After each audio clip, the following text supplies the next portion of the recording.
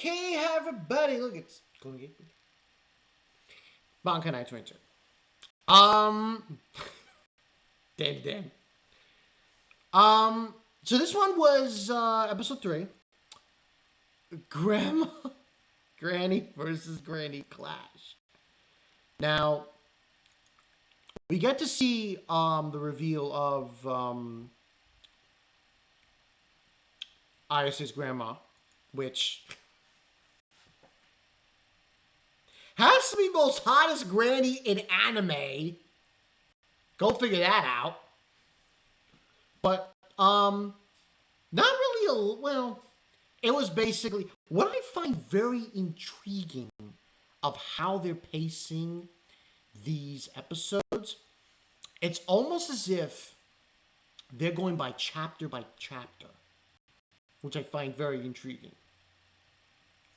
But this episode basically, Granny, she's a medium, and she says all these things about this dude and everything. I remember this from the manga, and everybody thinks she's false, but it's actually true. And she goes over back to the house, and she encounters Okarun, who's got the Turbo Granny.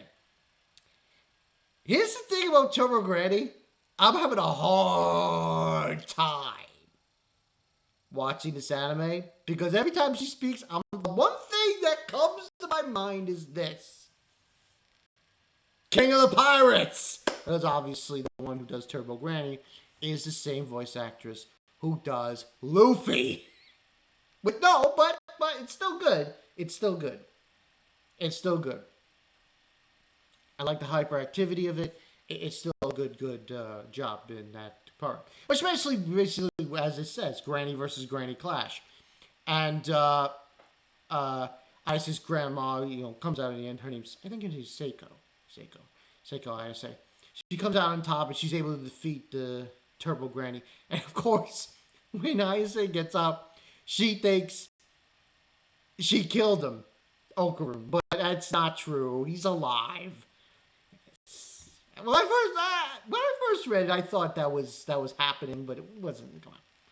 Anyway, so basically, the majority of this episode is that clash in the beginning, but the rest is pretty much set up. That's what it is. It's really just set up for their clash against the actual Turbo Granny. And I remember this from the manga. They explain it to a good understanding. They explain it very detailed. That basically, in order to defeat Turbo Granny, they have to get her out of her barrier. Because she merged with this other entity in the tunnel. And in order to defeat her, they have to play a game of tag and run her out, have her follow them, and get her out of the city limits. Because if you get her out of the city limits, then she's easily defeated for Ayase and Okarun. So that's the understanding. Well, I don't like to say that.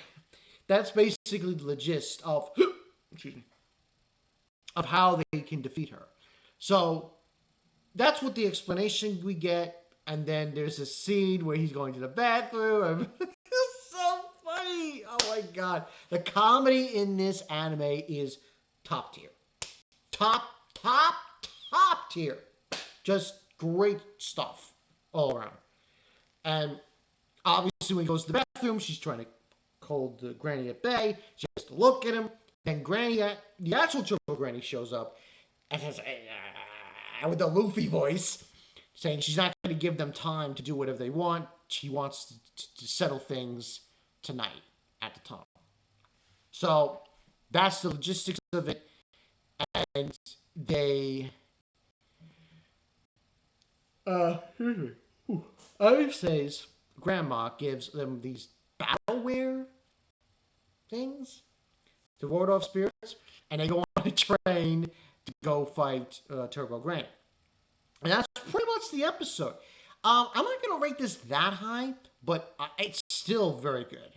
It's not as crazy as last week's, but it's still very well done. Especially when we get some dynamics between Seiko, Ayase's grandmother, and her. And, it's funny. She's just like kidding with, she keeps poking at her, saying, oh, it's your boyfriend, And, it was great.